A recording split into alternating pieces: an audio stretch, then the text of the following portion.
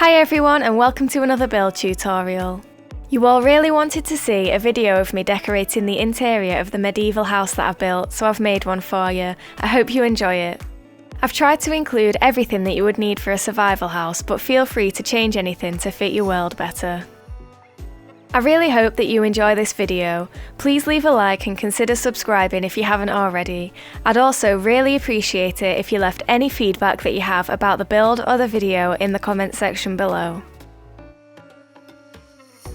We're going to start by smoothing out the walls in the main room of the house.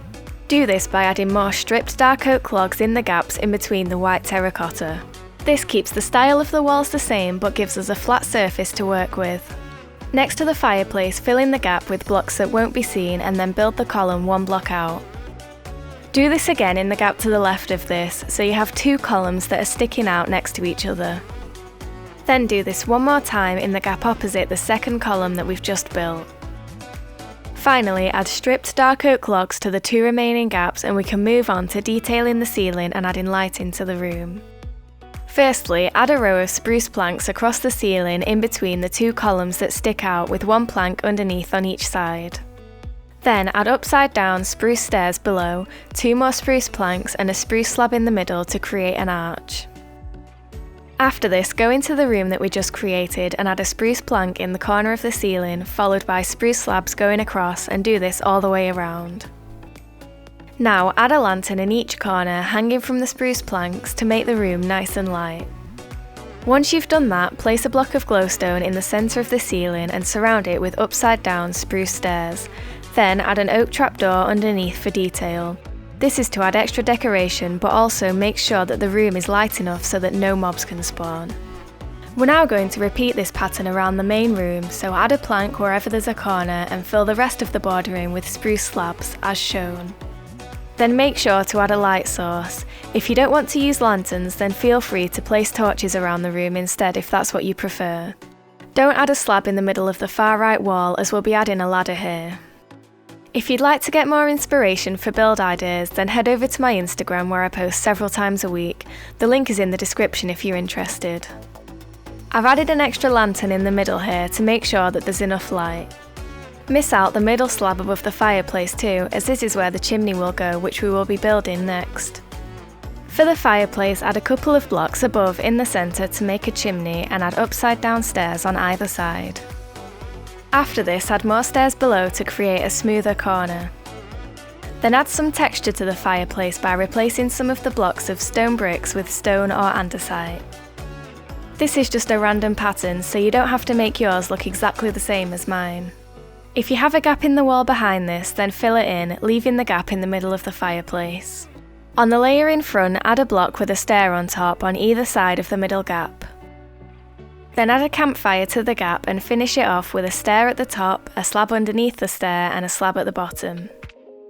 Finally, add more slabs to the ceiling that go in front of the chimney to create a border around it. We're now going to start decorating the bedroom, which will be in the small room through the archway that we made earlier. To start, add 3 dark oak planks to the middle of the side wall with 2 dark oak stairs on either side, as shown. Then add a dark oak plank in the middle with 2 slabs coming out on both sides. Finally, add some white wool across the back with 3 beds in front of it. In the middle of the wall opposite this, add a furnace and a crafting table with a slab in between. Then add 2 slabs above this with chests on top and add an armour stand to the middle. Then surround this with spruce trapdoors to make a shelf where you can keep your best backup gear if you need it. After you've done this, you can display your armour on the armour stand for that extra bit of decoration. In the corner of the room, by the bed, place a cauldron with some leaf blocks on top to create a potted plant. Then you can decorate the walls with some paintings to add that final bit of detail. I've used temporary blocks to get the size of painting that I want, but you can use whatever size you think looks best. We can now move on to decorating the dining and kitchen area, which will be by the fireplace. Start by placing a block of glowstone on the ceiling in line with the middle of the fireplace and the column where we placed the lantern earlier, then surround it with upside down spruce stairs as shown. Then add an oak trapdoor underneath to finish it off. Now place a dark oak plank on the floor in line with the middle of the fireplace and the window. After this, surround it with upside down dark oak stairs to create a table. Once you've made the table, add a couple of chairs by placing a dark oak slab with 2 dark oak trapdoors on top of each other behind it. To be able to place trapdoors on top of each other like this, you just need to crouch. Finally, add a flower pot with a flower in for some decoration in the middle of the table. After you've done that, go around to the side of the fireplace and place a block that won't be seen, then add some barrels around it for some extra storage. Next, go to the gap in between the 2 columns that stick out and add some smokers or normal furnaces if you prefer, with some dark oak slabs on top for decoration. Add some bookshelves with dark oak slabs on top in the gap in the corner of the room to add some more colour. Then add a few more potted plants around the room by placing 2 leaf blocks on top of a cauldron. Now, on the wall opposite the front door, add a 3-block wide shelf using upside down dark oak stairs. Then add a small painting and a flower pot on top for some extra decoration. This can be any painting or flower that you want. After this, remove 5 blocks of spruce planks from the floor, 1 block away from the wall, to create the space for the staircase to go in. Then jump down into the lower part of the house and add some spruce stairs, starting by placing 1 on the spruce plank at the top and working your way down the wall. You should also fill in the gap with stripped dark oak logs here. Add upside down stairs underneath to smooth it out. Then go back up to the top and add some spruce fences around the gap to create a barrier so that you don't fall down. Finally, add a ladder to the column on the wall behind the stairs leading up to the attic space. Now we can move on to decorating the lower floor of the house, which will be for crafting, smelting and enchanting. To start, add stripped dark oak logs to the gaps in the wall, the same as we did upstairs. Add some lanterns hanging from the ceiling in line with the columns for lighting. Fill in the gap in front of the stairs with stripped dark oak, but continue the textured stone wall in the gap next to this, as shown. Add an extra stripped dark oak column in the corner and then make sure that the gap in the wall next to this is centred, as this is where a fireplace will go. After this, fill in the gap to the left with stripped dark oak logs and then continue the textured stone wall for the next gap along. The rest of the gaps will all be filled with stripped dark oak logs. Don't forget to leave a like if you're enjoying the video, I'd really appreciate it. Make sure to add light into the room. This can be lanterns hanging from the ceiling or torches on the columns. At the gap we left for the fireplace, add a block on either side, 1 block away from the gap with a stair on top. This will be a textured stone design again. After this, add 2 stairs on either side above this and then add 2 blocks in the middle coming down to make a chimney. Add a campfire to the gap and then place 2 upside down stairs below the stairs that we just placed with 3 slabs running along the bottom. Along the wall to the right of this, create a shelf using upside down dark oak stairs as shown. Then add a barrel, some furnaces and an anvil. I've used 3 blast furnaces and 3 normal furnaces with some cobblestone walls on top to look like a chimney, but you can use whatever you want. In the corner by the door, make another shelf using upside down dark oak stairs again. This is where the crafting area will be. After this, I've added a smithing table and a stone cutter, some barrels for extra storage, a crafting table and a cartography table.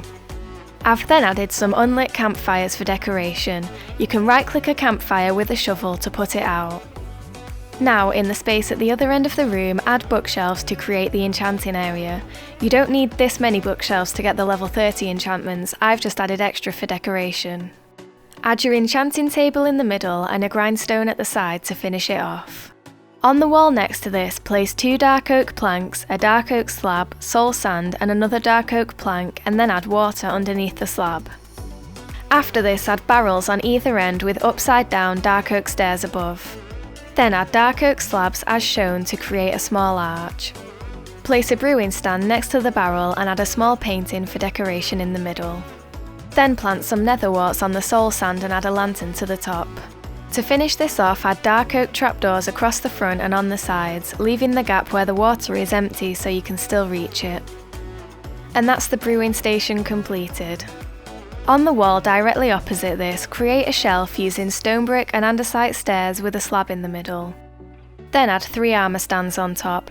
You can use this to display your spare sets of armour or any armour that you want to enchant. To finish this room off, add some slabs to the column in the corner that we have left and put a couple of flower pots on top.